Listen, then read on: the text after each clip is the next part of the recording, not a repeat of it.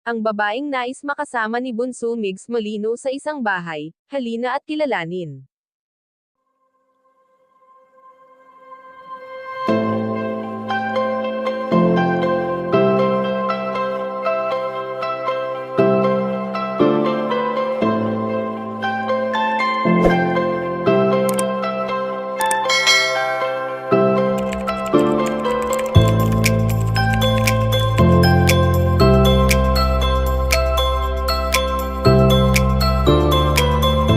Alam naman natin kung gaano kasaya si Bunso Migs Molino sa tuwing nagkakasama-sama sila ng kanyang buong pamilya.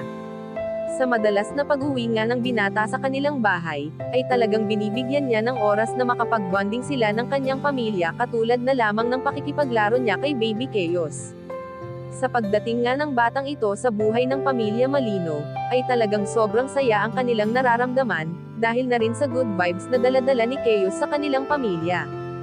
Bagamat may umalis man sa buhay ni Bunso Migs Molino at ito nga ay ang kanyang prinsesa na si Cutie Mahal, ay alam naman di umano ng binata na masaya na ito kung nasan man ito naruroon sa ngayon. Subalit ayon sa aming impormasyon na nakalap na may isang babaeng nais makasama si Bunso Migs Molino sa isang bahay.